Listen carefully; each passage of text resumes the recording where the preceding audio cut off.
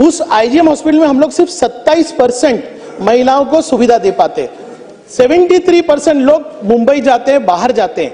जो विलंब हुआ है इस पर क्या कार्रवाई हुई? और एक सीवीसी की गाइडलाइन है कि अगर प्रोजेक्ट इतने दिन में नहीं होता तो कितने नोटिस देना चाहिए, कितने नोटिस के बाद उसको ब्लैकलिस्ट करना चाहिए। और जब आप कहेंगे कि नहीं हम इतने दिन में कर रहे हैं, ये सिविल का प्रोजेक्ट है, इसके साथ साथ उसकी इक्विपमेंट, उसके मैन पावर का प्रोजेक्ट भी होना, उसके टेंडर्स होना चाहिए। अध्यक्ष महोदय, ये जो प्रश्न है ये मदर एंड चाइल्ड केयर के विषय में है। और अध्यक्ष महोदय, भिवंडी शहर में, भिवंडी शहर ग्रामीण मिला के 18 लाख पॉपुलेशन पे हमारे पास एक ही हॉस्पिटल है आईजीएम। उसके अंदर क्या व्यवस्था है मैं आपको लिखित स्वरूप में देता हूं। और ये बहुत ही कम व्यवस्था थी, इसलिए केंद्र शासन में 4 साल फॉलोअप करने के बाद mother and child care hospital हमको मिला। और जब mother and child care hospital मिला तो ये भिवंडी शहर का ड्रीम प्रोजेक्ट है। अध्यक्ष महोदय, मैं सम्मान्य मंत्री महोदय को डिपार्टमेंट की एक रिपोर्ट दूंगा। आपने उत्तर में क्या कहा है कि डेप्यूटी इंजीनियर ने एक सबमिशन किया, उसका उत्तर जिसको एग्जीक्यूटिव इंजीनियर ने एक्सेप्ट किया। जो दोषी है वही सबमिशन कर रहा है कि मैंने कोई गलती नहीं की। ये डिपार्टमेंट की रिपोर्ट क्या बता रही है कि ये टेंडर जो है 400 दिन का था, इस प्रोजेक्ट को 400 दिन में खत्म करना था। इसका डेट ऑफ वर्क ऑर्डर 29/02/24 था। आज 376 डे हो गए और डिपार्टमेंट कह रहा है कि 36% की प्रोग्रेस है, 36% की, 36%। और यहां पर उत्तर में कहा गया है कि हम जल्दी ये प्रोजेक्ट खत्म करेंगे 24 दिन में। क्या डिपार्टमेंट 74% काम कर पाएगा क्या? ये होने के बावजूद न किसी पे कार्रवाई, न कंत्राटक पर कोई कार्रवाई। उसके बाद मेरा कहना है अध्यक्ष महोदय, क्वालिटी की जहां तक बात है, मैं 2 बार इंस्पेक्शन कर चुका हूं और मेरा अपना एक्सपीरियंस है। अध्यक्ष महोदय, मंत्री महोदय ने मुझे परवानगी देना, मैं एमसीएचआई या क्रेडाई के माध्यम से इसका ऑडिट आपको करके देता हूं। देखिए, ये जो प्रोजेक्ट है, ये प्रोजेक्ट भिवंडी पूरे ग्रामीण शहर के लिए बहुत इंपॉर्टेंट है और आज 36% ही हुआ है।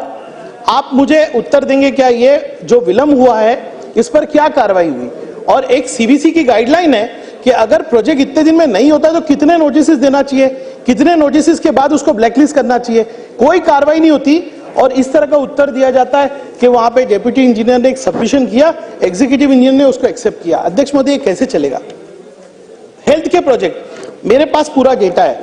अध्यक्ष महोदय, उस आईजीएम हॉस्पिटल में हम लोग सिर्फ 27% महिलाओं को सुविधा दे पाते, 73% लोग मुंबई जाते हैं, बाहर जाते हैं। अध्यक्ष महोदय, अगर ये प्रोजेक्ट नहीं होता है तो कितना नुकसान उस शहर का होता है, ये आप बोलिए। मंत्री महोदय से स्पेसिफिक उत्तर चाहता हूं कि जो विलंब हुआ उस पर कार्रवाई नहीं हुई और इस तरह का उत्तर आया कि सबमिशन दिया गया और सबमिशन एक्सेप्ट हुआ। दूसरा, अध्यक्ष महोदय, जो ये प्रोजेक्ट डिले हुआ अब कितने दिन में होगा?